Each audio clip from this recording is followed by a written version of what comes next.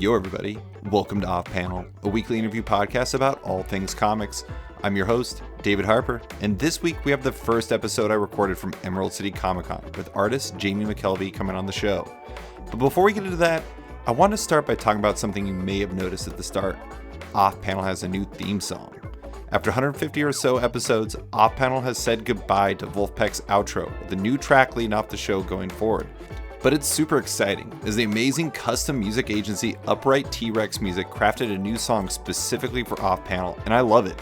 It's super fun and the exact vibe I'm trying to go for with Off Panel. Expect to hear it going forward, but I want to give a huge thanks to Ross and Cody from Upright T-Rex Music for taking the time to put something together for the show. A huge thanks to the both of them. And now, let's get on with this week's episode. Yo everybody, welcome to Off Panel, a weekly interview podcast about all things comics. I'm your host, David Harper, and this week's guest is the artist of The Wicked and the Divine. It's Jamie McKelvie. Hello. Thanks for coming on. No problem. So, we're at Emerald City Comic Con. We are. How's the con going?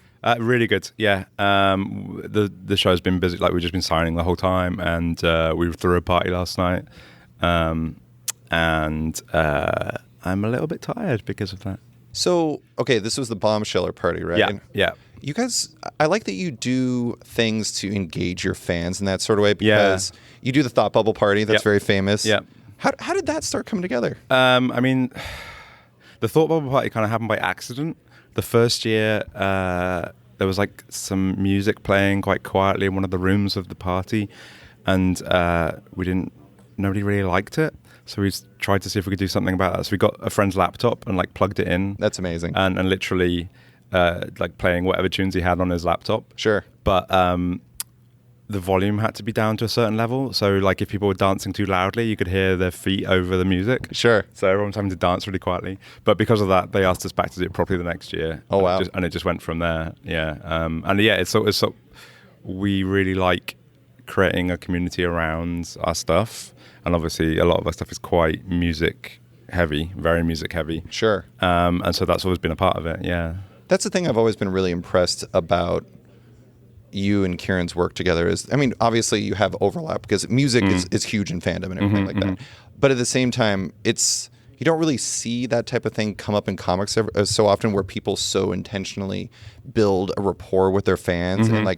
And we were talking earlier about how meaningful The Wicked and the Divine is to some people. Is that, I mean, obviously you're in to make the comics, but is that an important part of the experience for you? Yeah, very much so. Like I think both me and Kieron, I mean, we came to comics late. Both of us were in our 20s. Sure. When we really got into comics. But we both come from like music zine backgrounds, and music backgrounds is very much like about the community. Sure. And so we've always tried to kind of keep that through our work all the way through, even onto the Marvel stuff and like with the Young Avengers and things like that. So yeah, it's super important part of it. Yeah, this is kind of a random aside, but I originally wrote with Multiversity Comics. That's where I started. Yeah. And that site started because myself and like two other people were part of a thread about comics on absolutepunk.net. Okay. And because we were really into like the pop punk scene of the early 90s. Oh, generally that type of music. Yeah. And we just talked about comics. We're like, what do we do? Like one of the guys was like, I'm going to make a website. And I'm like, can I be a part of it? And that's why I'm here today. Yeah. So Thank you, music. Yeah, exactly. Yeah. Like me and Kieron, we met because I'd done some black and white photocopied anthology thing with somebody, and I went to BristolCon to meet the guy. He wasn't at his table, but Kieron was sharing it with him. So I met Kieron, and like immediately we just started. I'd showed him some pages from Suburban Glamour, and he was, he'd started writing Phonogram, and he was like, "This is the person I want to draw this comic," because of like the signifiers within my art that showed that I understood like the fashions around music and all of those connections. Sure. And that was like in his head, he remembers it as like he saw my artwork and he's like, right, I'm going to build up time and like get to know this guy and like then ask him to draw my comic once I've like drawn him into my web. Sure. But, like he just said, I've got this comic called Phonogram and I want you to draw it.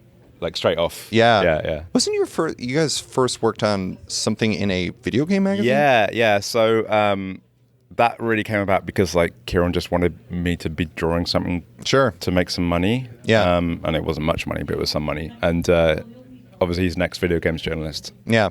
So when they were doing the official PlayStation magazine revamp and they wanted a comic strip in it. So yeah, it was just half a page of comics, £100 a month.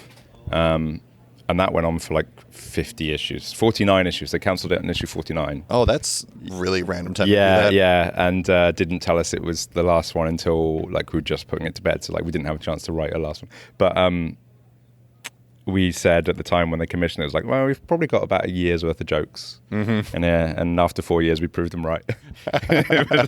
it was fun though. It's funny because I actually, despite all of your comic work, I somewhat associate you with video games anyways, because your Nier Automata fan art actually made me buy that game. It's the greatest game. It's so, I like the style is just unbelievable. Yeah, it's so good. It's so good. And just like that story and the way that story's told is just absolutely, and you can't, in a way, that's like how we do comics. Like that game, that story couldn't be told in every medium, and that's what we try and do with comics as well. Yeah. So, well, let's talk about The Wicked and the Divine, because you're getting close to the ending. The last issue, you have a break, and then you're jumping into the last two, or the last three issues. Yeah. Okay. So I'm working on. I'm nearly finished with the thirds from last issue, and then there's 2 more after that. Yeah. Okay. Is it like hitting you yet? Are you starting to like, is there a part of you that's kind of transitioning to, because I know you're going to work on a solo project? Yeah. No, because I'm not really focusing on that until I'm done. So, yeah, sure. I like, it's just, it's mixed emotions, because obviously I love this book, I'm really proud of it, but also I've been working on one thing for 5 years. It's a long time. It's a very long time, yeah, and I'm ready to try other things. So I'm excited for it to end, and I also like, I think we've stuck the landing. I think it's going to end how we want it to. Sure. So we're really happy about that. But yeah, it's really strange. Like this, I'm just saying, like this is the last con where we'll have a banner with both our names on it. Oh wow! Because that is like, there's like a little bit of sadness. Yeah. And so I mean, obviously, I'm sure we'll work together in the future. But like this is the end of that partnership, because Kieron's got the work with Stephanie now as well on Die. So yeah. Strange. I think one of the strange things that's happened over the span of since you guys were working together is, I was talking to somebody about this recently, about how some like creator-owned books have kind of in a weird way taken the position of like old Marvel and DC books, and like they are now the ones that last a long time. Like how many Marvel books last to 45 issues these days? Yeah. And so not even thinking about like The Walking Dead, which is approaching 200 or something like that, yeah. So it's kind of interesting that you and Kieron have so much longevity in an era of like turnover. Yeah. Well, I mean, we've been really lucky. You don't have to sell as many copies of an issue for creator-owned to make it viable, because of the way the back end is structured. But like we're really lucky that enough like people have really been sticking with the book. Sure. And the trade sales are fantastic. Like we sell like 3 or 4 times as much via trade as we do via singles. That's amazing. Yeah, it's really good. It's really, really good. And we do disproportionately well on digital. Sure. Like the issues are like often top 10 when they come out in digital. So yeah, we've been really, really lucky to have that support that's allowed us to do this long. I think there was like very early on, there was like a vague plan, like if it all goes wrong, we can wrap it up by like issue 20. But we didn't have to. So, yeah. Well, I think the interesting thing about the way that you all are doing it is because you have digital as an opportunity. You have trades. The hardcovers are amazing. I buy in singles, and I also have the hardcovers. Yeah, I love the hardcovers, yeah. They're really, really well made. And I really appreciate really well made comics. But it's nice because there's so many entry points for a book like yours these days. You can buy in the books. You can buy in bookstores. You can buy digitally. I think you guys are part of Comixology Unlimited too. Yeah. Libraries, et cetera, et cetera. I mean, it's a uniquely opportunistic time for creators like you to be able to take advantage of that. Not that you ever deliberately did that. Yeah. But it's interesting. Yeah, no, it's great. It's really great. And we are a lot of people's first comic. Oh yeah. And I'm not quite sure exactly how that works, but I'm really glad it does, and it's really like satisfying to have people tell us like this is their way into the world of it. And it's like I design when I'm doing the book covers and stuff. I'm designing not necessarily with a direct market in mind, because if someone's buying the trade in a comic shop, they're probably already sold on it. So I'm trying to appeal to people in picking up a book in a bookstore or in a library, or and I do have a lot of people saying like this cover with the feather with the flame sold me on it. Oh yeah. Yeah, and so that's really cool. I've always been. I want to talk about some of the things you've learned over the process. Mm-hmm. But one of the things I always thought was really fantastic about the book is, I think that a lot of image books that really take off, obviously the creators are hugely important, but like you look at something like Paper Girls, and you look at something like Blackbird with Jen Mm-hmm. Bartel and Sam Humphries, Mm-hmm. and you look at your books, and the covers are definitely designed in a way that's atypical for comics. Yeah. And I think that helps a lot. But you started from the start, like at the beginning, you were doing the kind of magazine cover style books. Was there ever a point where you kind of wish you hadn't boxed yourself into that? Or, Oh yeah. You really? Yeah, no, absolutely. Yeah. Yeah, and especially like early on because we were just like trying to showcase the characters because they were brand new characters for everybody. So yeah, and then it became a bit of like trying to make it work with what was going on inside the book, and then only having 11 before the end of the arc, and getting frustrated, like and like Sackmet still not had a headshot cover, Sure, which is kind of sad because everybody else has, Mm-hmm. and then when I did the ones for Imperial Phase,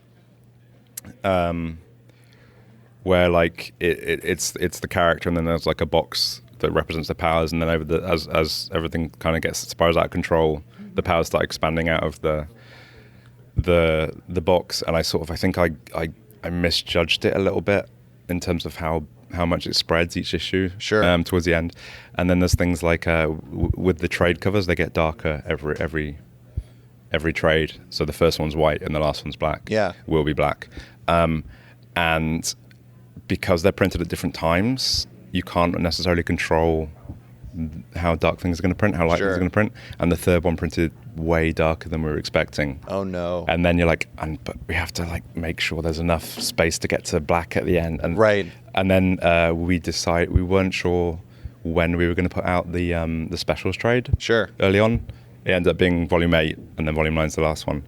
And we're like, I think we'd planned for like 8 sections from white to black, and there's like, oh no, there's a 9th one in there as well.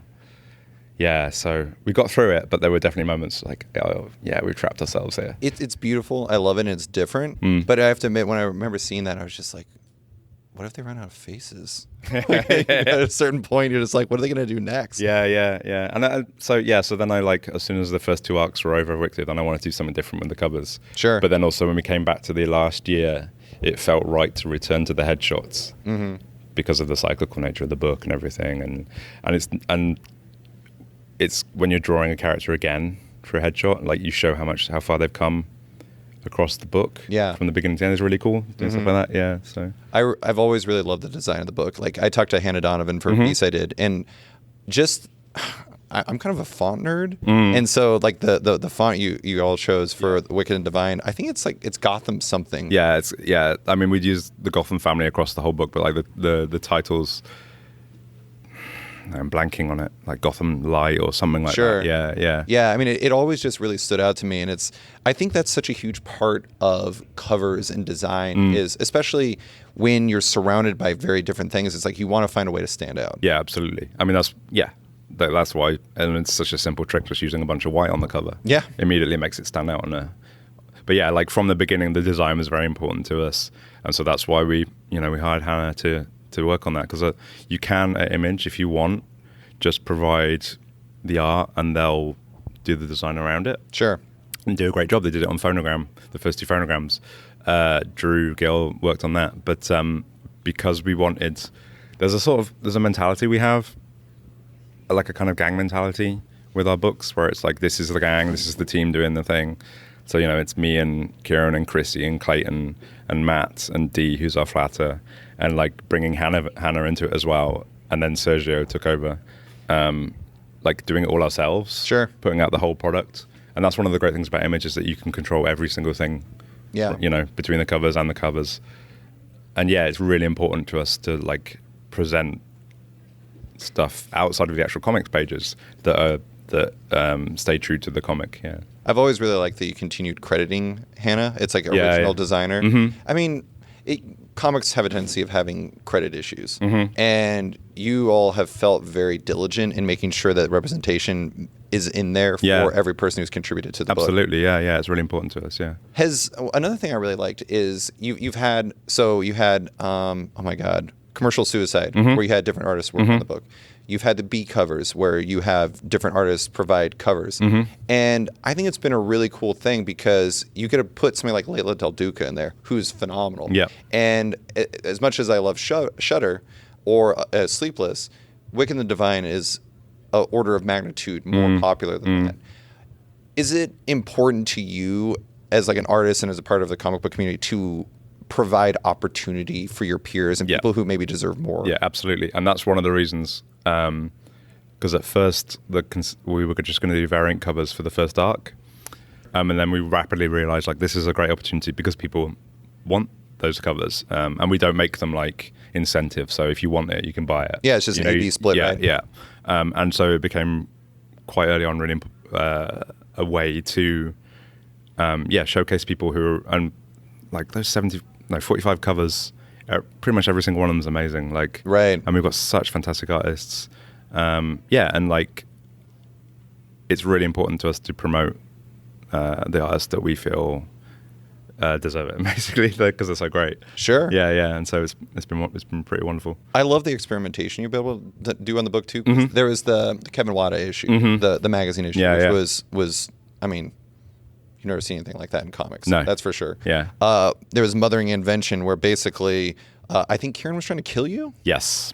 Yes. Which was like the repeated on Ananki. Oh, yeah. God. No, we don't know Minerva. how to pronounce it either. Yeah. Like the deaths.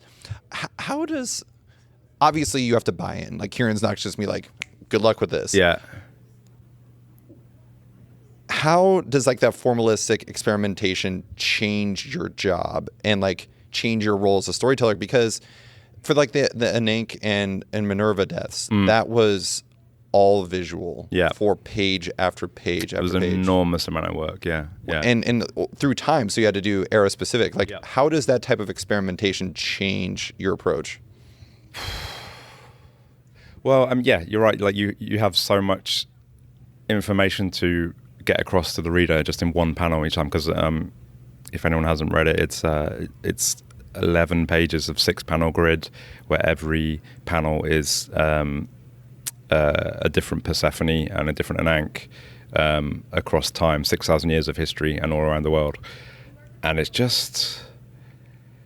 I don't think I've processed it properly yet because it was middle of an arc. Sure. And then we're just straight on with the next issue, and like it totally broke me, and I don't think I've properly recovered since then, to be honest. But it was just... It was really interesting to try and convey all of those things, the period and the character and the costume in a sort of, I don't know how to describe it, but I think one of the interesting things about it is the fact that your book is very representation is very important, and era specific representation is going to be important. If you mess up, someone will notice. Yeah, absolutely. And so that adds, I mean, not to send you into PTSD, but that probably adds a weight to it. Oh yeah, absolutely. But you've got to take these things seriously. They're important. And I really was expecting to have messed up more, because a lot of those periods are really hard to research. There's just, especially visually, there's nothing. Like, well, and some of it's conjecture. Sometimes people are just like, I think they wore this. Yeah, absolutely. And like, it's one thing to like find a line in a textbook that mentions a period or whatever, but like, if there's a background where there's no buildings running, it's probably because there's literally nothing about what their buildings look like. Right. Because they're like maybe wooden or whatever, and there's no evidence of that anymore. And I really thought I would have had more people correct things I'd done, but the only thing anyone said to me was one building didn't have minarets at that period of history. Oh. That I'd drawn in, because I was basing it on what it looks like now.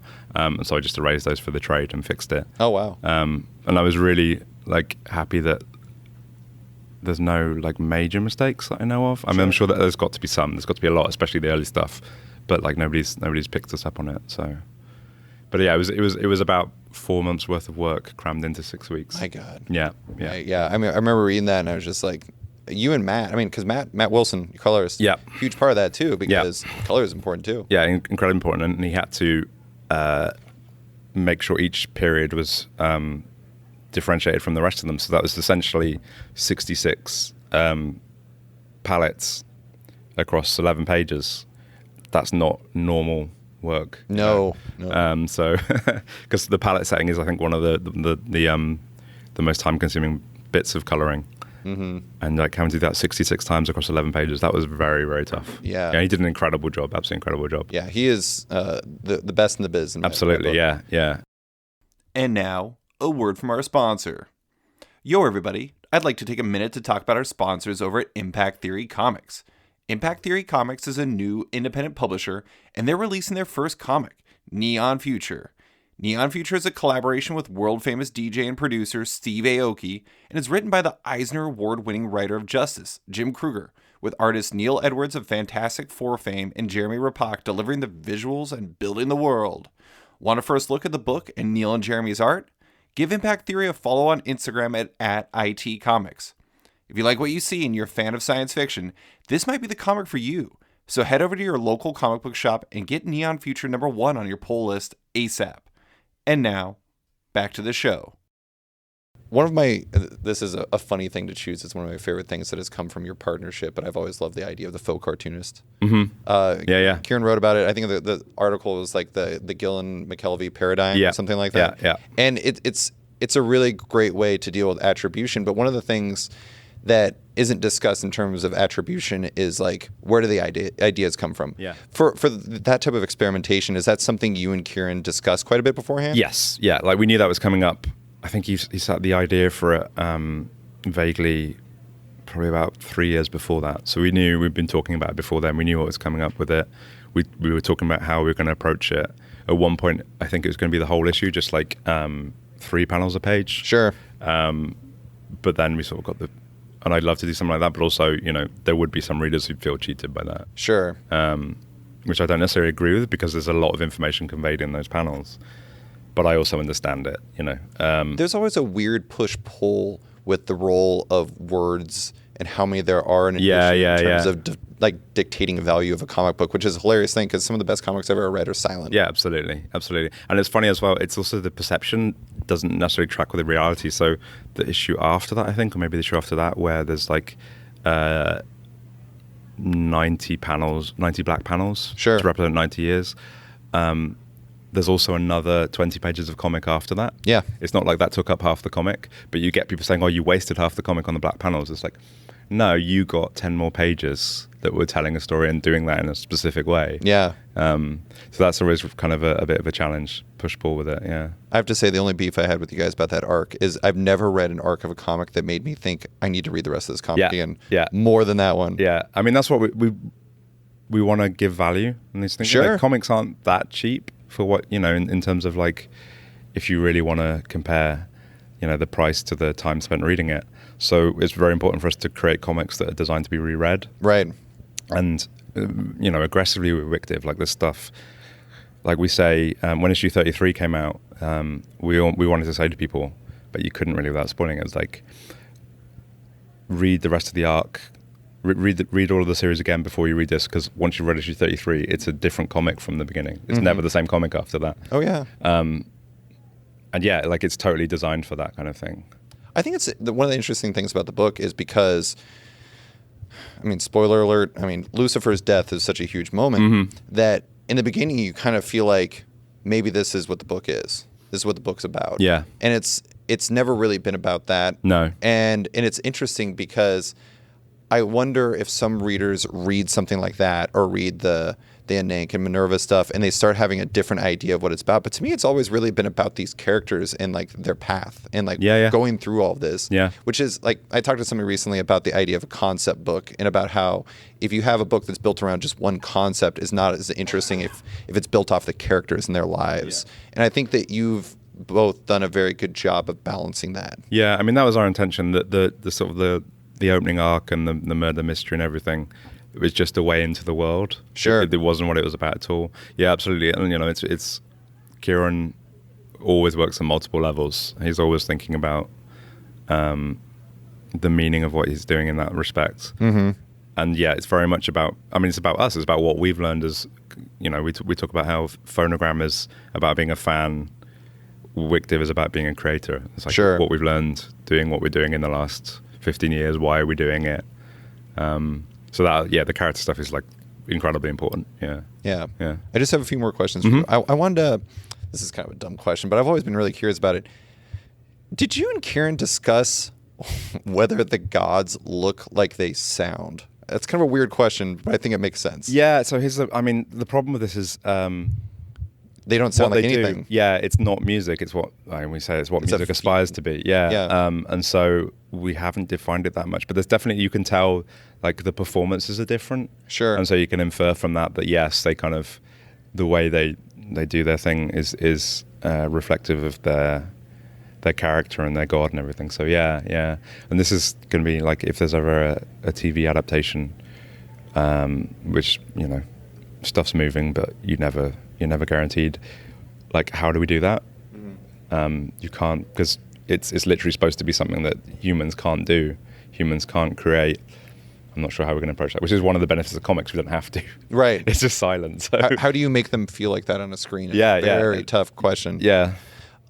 So, as you're wrapping up, what would you say one of the biggest things you've learned from this, as either a creator, as a person, whatever?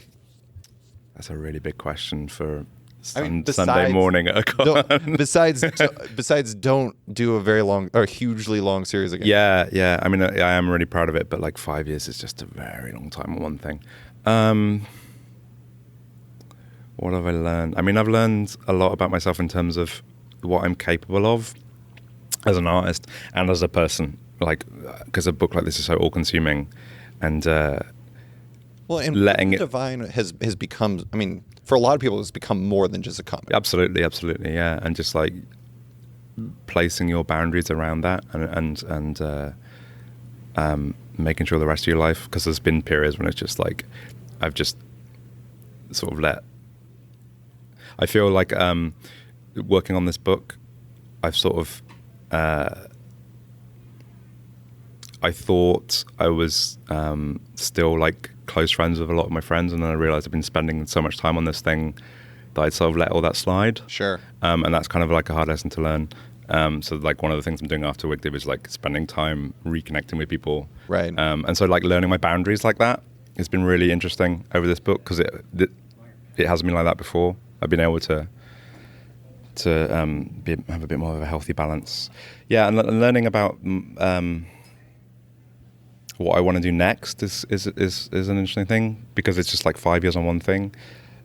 I'm a better artist than I was 5 years ago, but I still have to stick within the feel of the book. I can't escape that. And I'm really ready to do the next thing and experiment and do some exciting stuff. So learning what I think I'm capable of through this book has been really exciting. Yeah. I have to admit, for a while there, when you were posting pictures of your mechs, I have to admit, I thought you were working on something like mech related. One of them is. Oh, okay. Yeah. But it was funny because I came across you here at the con, and you were playing, was it Gundam Force Zero or something? Mobile Frame Zero. Yeah, and I was like, oh wait, that's just what he was doing. But it is it's a bit of both. It's fun. It's a tabletop game where you make mechs out of Lego. Sure. And it's super fun, but also that is totally work related. Also, that is awesome. It's about thinking about, because one of the things, this is another thing about challenging myself. I think I'm not very good at science fiction stuff, and I want to be. And so building these things physically really helps me think of the 3D shapes of how these things, how things like mechs work and interact, and so it's been really fun, like figuring that stuff out through, physical objects. I was talking to Ben Dewey earlier. And we were talking about in Mad Max Fury Road how the Doof Warrior, Ben is a huge guitar guy, and he went through how his guitar is set up, and he went through it meticulously because he was doing a print of it, and he realized that George Miller or whoever he assigned or worked with to do that actually ensured that all of it worked. Yeah. And and that type of stuff, like basically kind of taking things apart and rebuilding it. Is important for something that's kind of like mech related. Yeah. People will know if there's a certain crew who'll be like, no, this doesn't work. Yeah. No, I think that's really important. And you're like, your average person wouldn't notice, but some people do. And I think that makes quite a big difference, yeah. And also, yeah, you're creating a sort of, if you're not working on that stuff, you're not thinking about that stuff, I don't think you're presenting a world that feels as real, even if people don't necessarily know the details. Sure. It feels cohesive, it feels like it works. And that's the same with like when I'm designing costumes or whatever. Like, if it feels like it works because I put that thought into it, then it comes across more successfully, I think. I have to say, I mean, this trip has been a really big one for you, if only because you went to the Captain Marvel premiere. Yeah, that was a separate trip, though. That was a separate... Yeah, you went to back? LA for a day and a half, went back to Edinburgh, then came back again, yeah. Wow. Very foolish, yeah. But I mean, it is pretty amazing that something you designed ended up being used in such a way. Mm-hmm. And not only that, but I mean, I was very pleased by how many thanks there were in the credits. Yeah, I mean, me you too. were in there. Me too. Kelly Sue was in the movie. Yeah, yeah. But I mean, Al Ewing was on there. Yeah, yeah. And I didn't know. I have to admit, I don't know why Al Ewing was on there. I think it's probably from his Ultimates run. Oh, sure. That kind of like feel. Yeah. And like Warren's in there, and he says he didn't know, and I think it's probably from his that trilogy he did in the Ultimate Universe, the pre stuff in there. No, they've been really good with this one. Yeah, it was really, really nice to see like any sort of inspiration was credited. Yeah. Yeah. I mean, you know, those people that make the movies, they love the comics. Like Kevin is a big fan of the characters. Right. Runs Marvel Studios, and it's they look after us. That's good. For that they really looked after us that day. It was really good. Yeah. It's kind of amazing to see your design become apparel. And it's like on pineapples, and it's on all kinds of stuff. It's hilarious. Like I signed some people's shoes today because it's the Captain Marvel with shoes. With the Jen Bartel shoes. Yeah, both of them. Those and the Vans ones. I'm very envious of that. Yeah, I was a bit upset the Vans didn't come in my size, but I'm getting some of the Adidas ones sent to me, so that's good. Nice. Yeah. No, it's again, I haven't really processed it. I don't think. Sure. Because it's everywhere, but yeah, it's fantastic. Like I was in Target yesterday buying some headphones because we left some headphones at home, and there's like a whole end bit of Captain Marvel stuff. Yeah, and on bananas, that was probably the strangest one. That's right. My cousin's in Singapore right now, and his Metro card for the Metro is like Captain Marvel insignia. Oh, that's incredible. Yeah, so it's just, I haven't processed it. Yeah, it's really strange because it's literally all over the world, everywhere, and it's like it's like the #1 movie in the world or something. Yeah, made $500 million in its first week or something like that. Yeah, it's just astonishing. Yeah. So, last question I have for you. We talked about this a little bit before.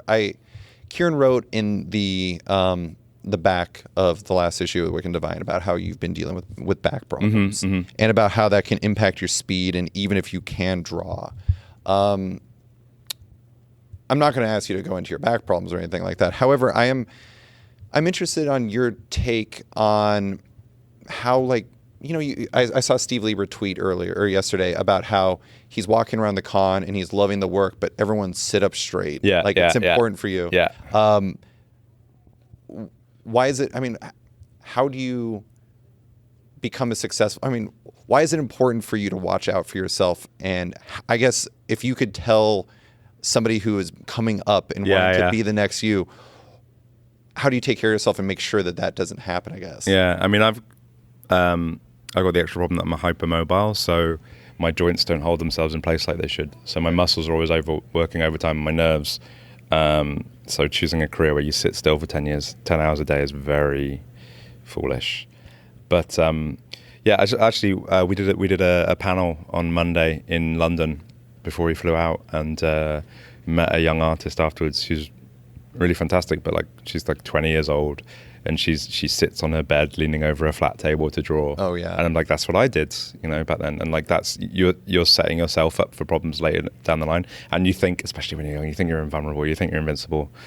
That's not going to happen to me, but it does. So yeah, like a good setup. And part of the problem is all of the ergonomic studies and stuff are about typing, and about seeing a computer, which is a totally different thing to drawing.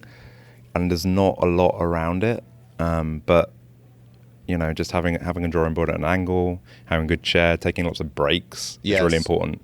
Like every half hour or so, which seems too short because you're like really into the zone with the drawing. Do you take a walk? Yeah. I don't take enough. But I do, yeah. It's funny though. We were talking to this artist and like, you've got to do this, you've got to do that. And then I was like, I turned to Jock was sat next to me, and I asked him, like, sort of back me up sort of thing. And he just uses this really shitty office chair he's had for like 20 years. It was flat. It's but he's fine. So he is invincible. Right. But yeah, that didn't really help.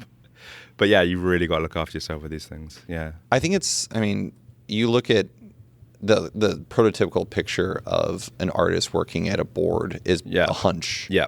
And then you think about something like a Cintiq or a Wacom, and like some people just sit on a couch and they draw and they lounge. Yeah. And you don't think about the potential cost. I mean, nobody thinks about the cost of anything they're doing when they're up to your body later on. But I don't know. I mean, it's such an important thing. Like, I have the same problem. I mean, I'm pretty tall. And like I was laying on my stomach on my couch like an idiot, and I got up like afterwards, and I could barely even bend my back. Yeah, yeah. And you don't think about these little like micro moves you're doing and the cost of those. Yeah, yeah, absolutely. Yeah, yeah. So it seems like it's important to just kind of be self-conscious about what you're doing and when you're doing it. One thing that really has helped me is I've started Pilates. Yeah. And it's really good for strengthening your core and everything, but it also is really good for making you aware of your body and what you're doing and what you're doing wrong, and just things like that. Just realizing like I carry a lot of tension in my shoulders when I'm working, and if I think about it and I like activate my lats basically to pull my shoulders down, just takes some of the tension away. Sure. And I wasn't aware of really doing that before I started Pilates, and then the exercises involved in that, you're really trying to isolate muscles when you're working on it. Sure. And that was, really, really good. I do yoga, and so yoga's really bad for me, and I didn't know that. Really? Because of my hypermobility, yeah. Oh, okay. Like I'm really flexible anyway. I can and it doesn't help me. I am horrifically unflexible. I always have been, and I don't know. I mean, there's two things I think doing things like Pilates or yoga or whatever's your thing is, one, it helps your body in the long run. But also, I feel like there's a real like mental clarity that comes with physical activity. Absolutely. Yeah. And it's important for somebody who's doing things creatively. Yeah. I mean, it's such a cliche about, you go for a walk and you solve a story idea, but it's true. Yeah. All right, Jamie, that's all I have for you. Thank you so much for taking the time for the chat. I really appreciate you taking the time. Yeah, no problem. Thank you. Thanks for listening to this week's episode of Off Panel with artist Jamie McKelvie. You can find him on Twitter at McKelvie, on his website at jamiemckelvie.com, and in The Wicked and the Divine at Image Comics. If you're a fan of Off Panel, make sure to check it out on Patreon. If you back the show on there, you not only support it, but you get early access to each week's podcast, access to exclusive written and audio content, and more. Also, don't forget to subscribe to Off Panel on iTunes or Stitcher and give the show a rating and review while you're at it. It's now also on Spotify. You can find Off Panel on social media by liking on Facebook at /sketched, that's SKTCHD, following it on Twitter at sketchcomic, or following me at @slicefriedgold. Big thanks to all my existing patrons, including Anthony Rubin, Kagan Ray, Milton Lawson, Wesley Gift, Sean Kirkham, Harry Small, Alistair Ross, Julio Anta, Greg Peterson, Gus, Andrew Scott, Brett A. Schmidt, Jason Goodmanson, Johan Barander, Paul Ryanwan, Connor Farner, Vita Ayala, JDC and Matt Gagnon, Aditya Bidikar, Tara Ferguson, Dave Slusher, Kieran Mark Antonio, WMQ Comics, Akil, Greg Lockard, Kokachi, Phil White, Ben Becker, Sean Pinello, Ken Heidelman, Philip Seavey, Al Ewing, Ryan Alcock, Nick Michelin, David Kelly, Robert Wilson IV, Nick Paletto, Owen McCready, Brendan Fletcher, Gary Maloney, John Nilsson, Matthew Groom, Jason Nassy, Adam Bogert, Xavier Files, Maria Schweitzer, Matthew Taylor, Tyler Turner, Nick Patera, Jacob Sorelli, Ford Gilmore, David Baraldi, Evan Blazer, Brian McRae, Ira James Udaskin, Modern Magic Stories, Nick Hall, Bruno Batista, Bobby Angus, Bjorn Basin, John Hendricks, Steve Anderson, Phil Nall, Ian Maxfield, Cliff Chang, Benjamin Shipper, Colin McMahon, Chris Palmer, Maxwell Schmidt, Scott McGovern, Nathan Fairbairn, Kat McKenzie, Nicholas Kesslake, Greg Rucka, Adam Heifeld, Nicholas Gardner, Andrew Corrigan, Fiona Staples, Chris Morris, Chris O'Halloran, Mark Abbott, Mike Murphy, Michael Shirley, Tom Barnett, Jim DiMonacos, Norbert, Nick Lowe, James Kaplan, and Mission Comics and Art in San Francisco. You guys are all the best. A quick thanks to Upright T-Rex Music, who wrote and performed Off Panel's theme song just for the show. Check out their music on Spotify because it's completely delightful. Thanks for listening, and tune in next week for another episode.